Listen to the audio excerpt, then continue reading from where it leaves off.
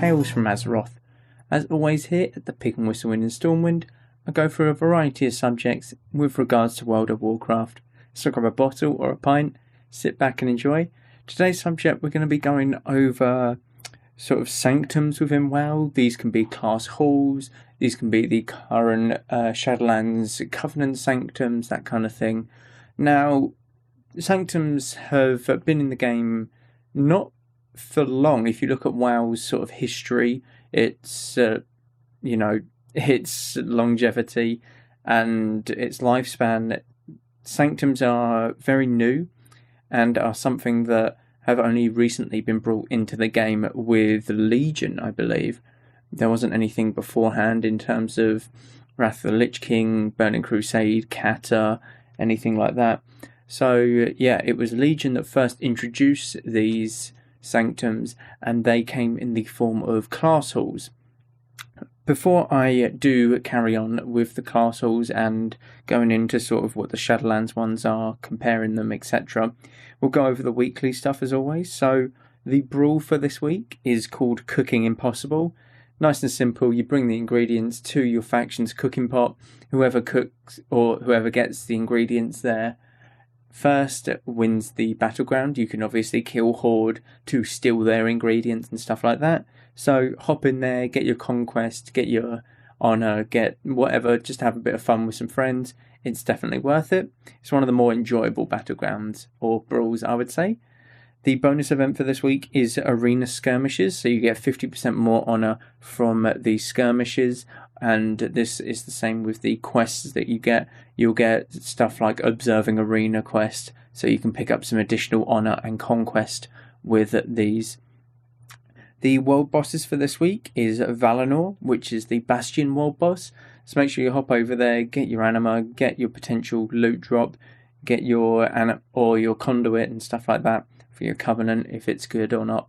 And obviously Morgeth, the latest 9.1 world boss in the Maw. Don't forget to kill him for the 500 anima. It's really good just to store up some anima that way.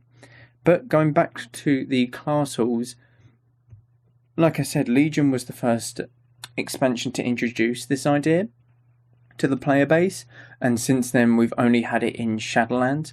Battle for Azeroth did not give us anything of the sort, and neither did the previous expansions from Legion. So Legion obviously reworked a lot of stuff, and it brought so many things into the game. And obviously tied to these class halls were... So what were the class halls meant to be? They were meant to be a sort of hub where the class of your choosing can interact with each other, have a good sort of almost community feel. Almost it's like, yeah, them damn rogues over there in their little hub, us mages are a lot better, that kind of thing. So each individual class got their own class hall, and these were impactful throughout the entire expansion. They had a lot of different activities to do in them, such as sort of appearance. This is where you would change your artifact appearance. This is where you would like respec your artifact weapon and refund sort of traits that you would earn. This is where you put in work orders for your artifact knowledge, recruit troops and champions to send out on missions to get item upgrades and stuff like that. They each all had their own class hall mission or class hall quest line. That's the word I'm looking for. They each had their own individual quest line, and this is for all the different not specializations, classes. So Demon Hunters had one, Death Knights had one, Mages. They all had their own, and they all tied into Legion and what Legion was sort of leading up to and what it wanted to do. And these class hall quests and storylines were actually amazing. They were absolutely amazing. So the first one that I'll go over is Mage. I mained a Mage during Legion.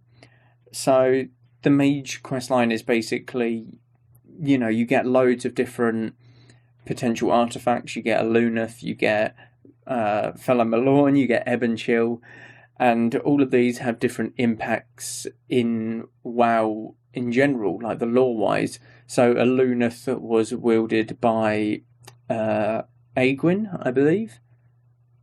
I believe it was Aegwyn, who was a guardian of Tirisfal, Medivh's dad in lore. Medivh's mother. And you have Fellow Malorn that was wielded by Kel'Thas, who will actually kill in Phase 2 of TBC Classic, which is strange that. And Ebb and Chill, I'm not too sure about that one, not going to lie to you. So all of these class quests, some overlapped, some took you to other Sanctums. Now, the one that I remember a bit like going into someone else's Sanctum is the Paladin quest line, where you would go and defend the Priest Order Hall from a invasion from the Legion and Shadow and stuff like that. But they were all very much their own separate missions and quest lines, all of them very unique to the Death Knight or to that class. So the Death Knight one was you're raising the 4 horsemen back from the dead, so you were looking for perfect candidates for this.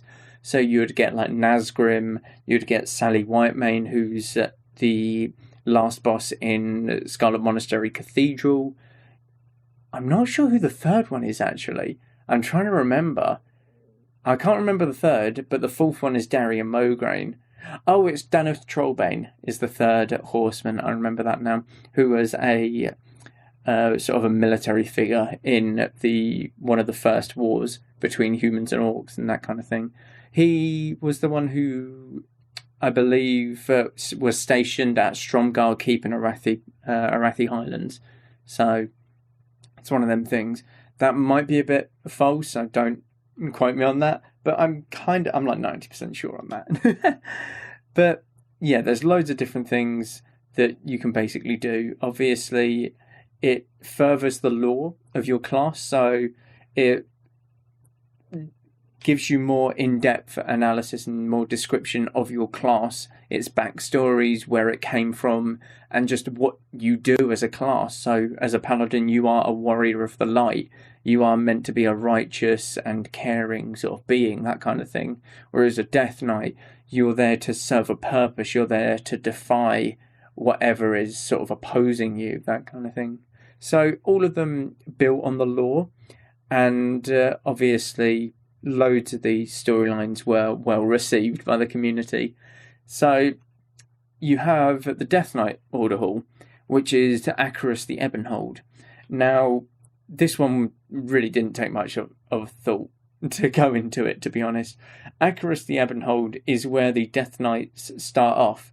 That is their very first. When you press login on your Death Knight, a newly created Death Knight, this is where you will spawn, in Acheris, and you will be under the influence of the Lich King and stuff like that, and you break free, and Acheris belongs to the Knights of the Ebon Blade now, and this is what you utilise against the Legion in Legion. So this is where your class hall is. Obviously it's very iconic and everyone sort of knows it as a Death Knight. It is where you were first brought into the game as a Death Knight, and it's where you spend a lot of your time in Legion, doing a lot of missions and going back and forth for your class questline. It's taken me a while to process class questline and stuff like that. I'm not too sure. My brain wants to say something else. I'm really not too sure why. For Demon Hunters, you have something very similar, like the Death Knight. You have it is called the Fellhammer. And what the Fellhammer is it is in the starting zone to where Demon Hunters are. Obviously, Demon Hunters were only just brought into World of Warcraft Legion. So this is the very newest or the latest class that we have been given since Legion, which I'm hoping they change. Maybe they bring out one more in the near future, maybe next expansion, who knows. But the Fellhammer is the main point of the starting zone. This is what you're meant to be pushing towards to capture a key of sorts, and this is where Illidan sends you to this sort of shattered abyss to collect this key, and you ultimately end up taking over the abyss part, this little island floating in the twisting nether, and you've got your own little sort of Legion ship to go along with it that can portal you to Azeroth and stuff like that. So obviously it's nothing too crazy compared to some of the others that we're going to come across, but Death Knight and Demon Hunter, it's very simple. It's where they first started. It's very memorable. You know what you're doing. It very much fits the theme of your class. Moving on to the Druid, you have the Dream Grove. Now, Dream Grove is one place that I absolutely adore. It was absolutely incredible. So a few of these classes do have a teleport ability. Yeah, that would be the Druid, that would be the Mage, not the Paladin, not the Priest, the Shaman, and the Warlock. No, the Warlock had a portal. So I believe it's only these ones. I'm just double checking just to make sure. Yeah, I'm pretty sure I've not missed any out. Okay, so it is these classes that got a teleport. Oh, and Monks. Monks got a pilgrimage teleport. Sorry, that one just came to head. But they all got a teleport because these things, they weren't in the open world, or at least some of them. A couple weren't of the two different teleports, I believe. So Deathgate, which is Death Knight, they got a teleport. And the Druid got a teleport, but these were also in the open world. So you could just travel to them, but it was a lot quicker taking these teleports. So the Dream Grove is, as you would imagine it, as a Druid, it is lush green, loads of vines, loads of trees, absolutely beautiful. And it's meant to be a reflection of the Emerald Dream.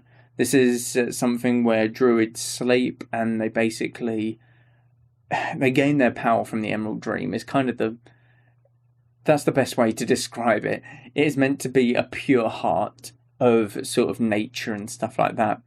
And when you teleport to the Dream Grove, you have multiple different avenues that you can go to that sort of represent the dream and the lushness of the nature and forest. So you can teleport to Moonglade, you can teleport to Mount Hyjal, you can teleport to many different places like Feralis and stuff like that. All of these are very much related to the lush green, the wildlife, the nature, night elfish sort of culture and, Tauren culture as well, that kind of thing. Dream Grove served its purpose amazingly. It's in the open world.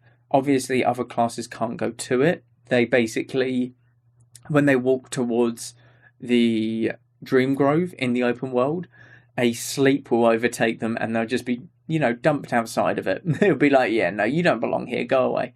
That kind of thing, which is really cool. You get put into a sleep and you just sort of dumped outside the border of it. But it served its purpose. It was absolutely amazing to the eye aesthetically. It was perfect. Everything fitted for the Druid and it was very easily navigatable. Is that a word? You can navigate it very easily. We'll say that. For Hunter, the Hunter Order Hall was called True Shot Lodge. Now, I'm a bit kind of so and so about this one. The lodge is very cool because it does serve its purpose as this is where hunters sort of, rest. They take the load off, they get something to eat, they get their arrows, they get their bullets or whatever, they recharge for the next hunt, that kind of thing. And it is just a giant lodge up in the mountains. There's sort of a mountainous range. You got snow on the horizon, you got snow around the lodge, you got training dummies outside, you've got loads of bow and arrows being shot here and there. So it's really cool. Aesthetically, it looks really good, but it's very simple in my opinion.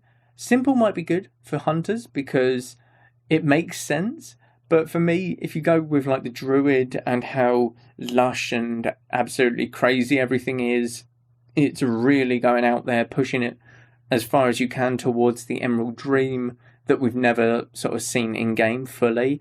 But we know of, we can get an understanding, we can let our imagination sort of run wild with this is what it would look like in the Emerald Dream, that kind of thing. Hunters, again, very simple, but it served its purpose. It was good. It was very good. For mages, now this one's very fun. Again, I mained mage at actually throughout the entirety of Legion, believe it or not.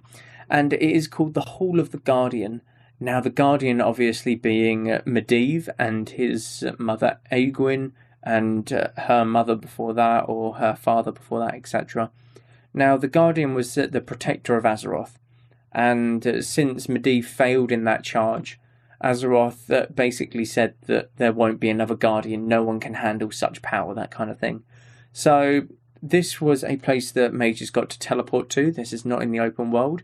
And it has loads of, as you would imagine, loads of floating candles, loads of little arcane, protectors floating about, loads of literature just floating, loads of like quills flying about. And it was absolutely amazing. Very magical and stuff like that. And when you'd upgrade your artifact or whatever, you'd be surrounded by loads of books. It's just a massive, endless like bookcase that just keeps going up and up. So that was quite fun. Obviously, you got the portals everywhere because mages love portals. You got conjure food tables everywhere. You've got it all. It's absolutely amazing, and this was one of the better ones to go around. It was very simple in its design. It was basically just a circle or like a semicircle and then a cut through the middle. So nothing too crazy. Obviously, there's 2 floors to it to make it a bit more manageable in size and stuff like that, because otherwise it would have been too small. But it served its purpose well. It wasn't too big, wasn't too daunting, and it did look very good, and it matched the mage aesthetic really well. For monks, this one was actually very cool. I do like this one. So Temple of the Five Dawns, it was called. This one's very unique. So Mr. Pandaria, which is the, oh my god, what expansion? 4th expansion? Burning Crusade, TBC, Wrath of the Lich King, Cataclysm, Mr. Pandaria. Yeah, 4th. I got it right. So Mr. Pandaria rolled around, and you got the monk class as well as pandas. Now, pandas, they start on a giant turtle. This living turtle, and I believe this is inspired by a novel. I'm not too sure, but it's a turtle with basically a world on its back, that kind of thing. And when you got to a certain level, you'd choose Horde or Alliance. You'd go off the turtle, go to the respective capital city, and you'd never see this turtle again. That was it. So what they've done is they put the Monk Order Hall on this island. On the Panda starting island, that is their entire Order Hall. And don't get me wrong, this thing is huge. Obviously, the main part is the middle, the temple, where you upgrade your artifacts, you send your mission followers out and stuff, but you can run around the entire island freely.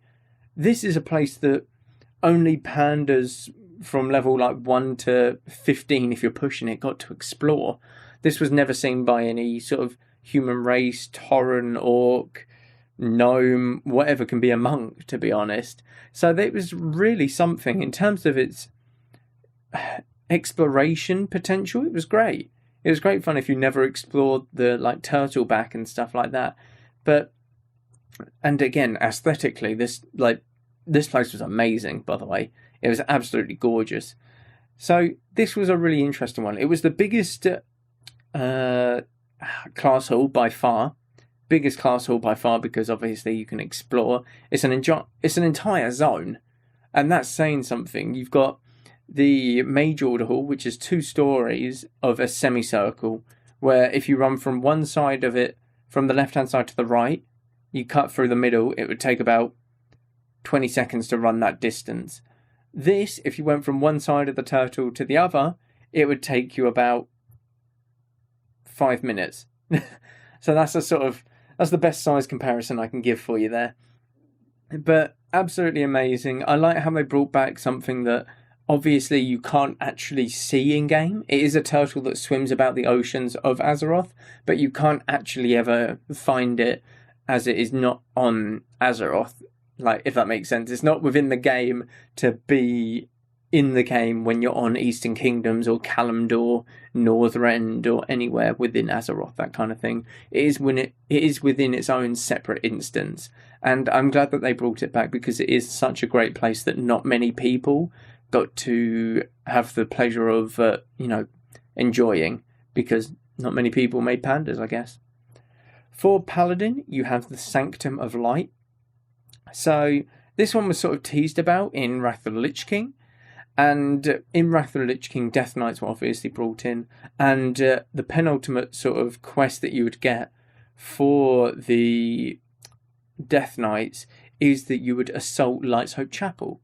Now, Light's Hope Chapel, lore-wise, is insanely powerful with the light.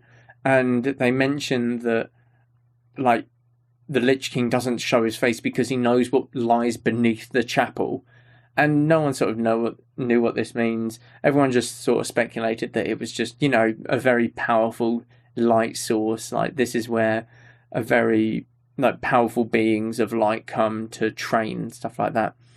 But in Legion, they actually showed us what is underneath Light's Hope Chapel. It is an entire sort of chapel.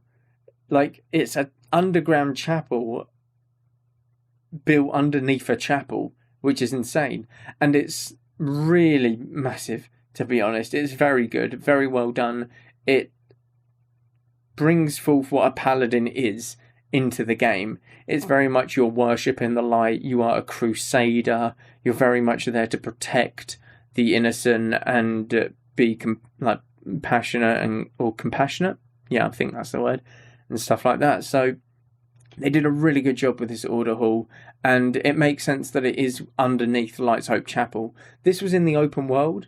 You could get a portal to it from Dalaran, but this is in the open world. If you're a paladin, you'd walk into Light's Hope Chapel, and you could click on a piece of the floor, and it would open up, and there'd be a staircase going down into it. So this is absolutely amazing, by the way. I found this out halfway through Legion and was absolutely mind blown. I was like, oh, why can I right click this? I'm not even a paladin. It opens up. I start walking down and then I get thrown out and it's like, wait, what? What the hell was that? And then I only found it out later, when I made a paladin and had a paladin healer or that kind of thing. So this one was really well done for the paladin class, and yeah, it makes sense of where it is pretty much. For Priest, you have something very similar in terms of the Paladin. It's called the Netherlight Temple. Now, the Netherlight Temple isn't within the game. It's in its own separate instance, so you have to teleport to it via a portal. And what the Netherlight Temple is basically just it's the think of a Draenei structure. So the structures for what Draenei use are very circular, they're very crystally, very purple, that kind of thing. This is pretty much that. You have sort of a big circle and then branching, branching sections. I think there was 4 in total, something like that. Each of them had their own sort of affinity almost. So you had a sort of shadow section for shadow priests, holy and discipline are always there. And then you had sort of a training dummy section, that kind of thing. This one was very simple in its design, but it worked well. It works with the priest, and you could tell that this was designed with a class campaign in mind, because this is where the paladin and the priest campaigns converge, and they fight to defend the temple from the Legion. So you could tell that they didn't want anything too complex in this, because trying to make it more complex means that you've got to sort of structure the quest around it a bit more and that kind of thing.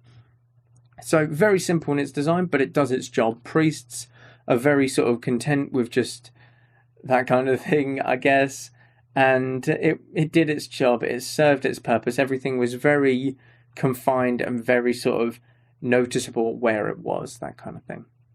For Rogue, this one was one of the more fun ones. So this was underneath Dalaran. So in Wrath of the Lich King, Dalaran was the major city hub, and what Dalaran had was its sewers. So you could go down there, you could duel some people. This is where your PvPers would be, because the arena vendors were down there. You would just practice duels while you're waiting for arenas to, pop. And in Legion, you can go down there, you can go down into the sewers, but there is a separate section for rogues in these sewers. And you can get down there either by going to certain shops that have a crow on the sign, and this crow would signify that you can access your class hall from this shop, and you would show the shopkeep a token and they would open a secret passage for you. And this is very roguey, by the way. That's not even a word, but it very much encapsulates what the rogues do and just what they're all about, being sneaky, being very subtle, that kind of thing. Hidden secrets everywhere, that kind of thing. And yeah, it was just an underground sort of sewer system with like a built-in makeshift inn, that kind of thing.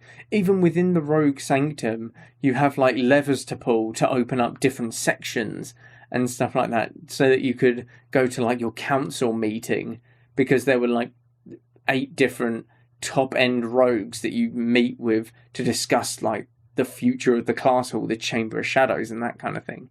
So obviously there's loads of little details in here. You've got shark. I'm pretty sure you have sharks swimming about in the sewers there. Not sure how sharks are living up there in the sky of a floating city, but they are. You just got to deal with it. So yeah, the Rogue One encapsulates rogues perfectly. The way you enter it, the way that it's all sort of within its sneakiness, even within the sanctum itself. For shamans, this one's a bit out there, I'm not going to lie, but this is the Maelstrom. The Maelstrom being the swirling, whirlpool of death in the middle of Azeroth. Just as you do, you're right by this massive whirlpool that is where Deathwing broke out from in Cataclysm, and you're basically on the edge of it. You find like a jagged rock that you're just on the edge of this Maelstrom. You got a good view. If you're afraid of water, then not the class for you, I'm not going to lie. But it very much encapsulates the shaman class perfectly, because it is controlling the elements. You've got a raging whirlpool of water. You've got a storm around you. You've got loads of rocks flying everywhere. It's absolutely chaos, and the shamans are controlling it. And the aesthetic of this place is absolutely amazing. I do have to give it that. It was more of a thin, long line, this castle, rather than sort of a well-rounded one, like, say, the priest. It's just a circle. This one was more of a thin, straight line. But it did its job. It's very much, you've got elementals everywhere, earth, water, fire, absolutely everything. You've got the Maelstrom humming away in the background, as it like tosses and turns, because it's, it's a furious Maelstrom. It's pretty much ready to explode at any point, but, I guess that's what the shamans are there for, just to keep it, under control. There's not really much I can say about this. It's the Maelstrom. You kind of have seen it before in Cataclysm, and it makes sense why the shamans are there in the first place. For the warlocks, this one is a little bit out there. It's called Dreadscar Rift.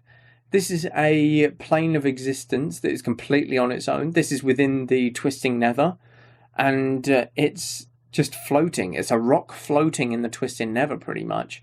This is where you're practicing your demonic stuff. It's very much green. It's very much demonic, like, presence. You can really sense the demons within this area. It encapsulates the warlock very much, I would say. Very edgy, that kind of thing. There's not really much to it. It's very much the opposite, or it incorporates what warlocks are just as well as the Hall of the Guardian incorporates how mages are, that kind of thing. There's not really much to say. It's very warlocky. It's very sort of chaos, that kind of thing, and it's just perfect in my opinion. It's very much on the same level as Mage. It's not too sort of daunting working your way around, but at the same time, it suits the class, which is the most ideal thing that you wanted in Legion. And lastly, for the Warrior, Skyhold. This one was really cool. I do have to give this one props. This is very much... This is the Halls of Valor. This is where you want to aspire. This is where you want to go as a warrior in death. This is your glorious battle moment. You fall in battle, and this is where you're taken to the Valajar and Odin himself. Odin is within like Skyhold. So there's very much a lot of, I really don't want to get this wrong, Norse mythology. Yeah, I'm pretty sure I didn't get that wrong. There's quite a lot of Norse mythology to Skyhold, as it is very much meant to be, Valajar. It's meant to be the place where warriors want to ascend to and want to live out the rest of their days, like when they die and stuff like that. So it's perfect for a warrior, because you just dream about going into battle, getting in there, zugzugging, hitting everything with the giant ass weapons that you've got in Legion. Them weapons were like huge. They were absolutely insane. You had no right of having weapons that damn big, to be honest. So this one was perfect for warriors. It absolutely filled the role for them. Nothing's better, to be honest. If I had to pick a favourite one, and one that was probably the best, I would say Druid and Warrior are very much similar, because it's very much a warrior's charge in, I will die in battle and it will be glorious, whereas the Druid is very much one with nature, and they both encapsulated that class hall perfectly, and there's just no other way. Anything can top it.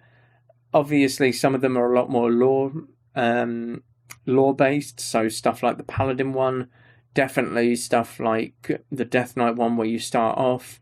Mage one is very lore-based, as it is the Guardian's Hall.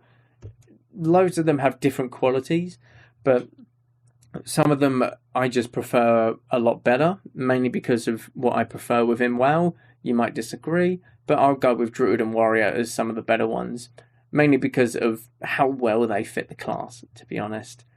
So these class halls offered so much. They really did. They obviously contained sort of toys and stuff like that you could earn. So another one for the Warrior, actually, is that you could duel each other in like a sparring arena. And it awarded you with a toy. And it's stuff like a Vrykul horn. And you basically take on the appearance of a Vrykul. So these subtle details within the class halls are what made them perfect within Legion. Now, this is the first time that they ever did something like this in Legion. And to be honest, they kind of nailed it. They absolutely nailed it. Now, they did something like this in Shadowlands, obviously, but they didn't do it to this extent where each class got their own class hall. It's very much you have 4 covenants, and these covenants embody a certain role within the Shadowlands. It's not class specific. So if they brought these back in the next expansion or whatever, and they did it even better, no one would have a problem, honestly. These were absolutely amazing things that they brought into the game during Legion, and this is one of the reasons why Legion was so successful, because of these class halls. Compared to, say, something like Covenant Sanctums, yeah, it's nice to have your own sort of Covenant, and you've got 4 different choices, you've got the player base split a little bit, but to have your own sort of class, this is where warriors go. This is real independence. This is where you belong. This isn't where druids belong. This isn't where priests belong. This is where warriors belong, that kind of thing. It's a real statement. And you feel really proud about your class. You feel really proud to be a warrior in your class hall, leading the fight against the Legion, that kind of thing. So this is where it went perfectly for the class halls. And to be honest, I just wish that they put them back in a future expansion and maybe improved upon them a bit more. That's all, really. Yeah, I don't think I can say much more about class halls. They hit their peak in Legion, because that's the only expansion they were in, and I just hope that they come back in the future. Hi there, Warcraft fans. It's just me again. Wanted to thank you for your time in listening to this week's podcast. I love making these for you all, and I couldn't be happier in doing so. Seeing the downloads go up and up each week is amazing. You can show your support more by something as simple as rating this episode, or by dropping me a question via email that I can answer in a later podcast. To take it that extra step further and really show that you love the content that's being produced, you can check out the Pig and Whistle Patreon and Buy Me a Coffee page. Either of these would be a massive help to continue what I'm doing right now for you guys. Thank you all very much for your time, and go with Valor, friend.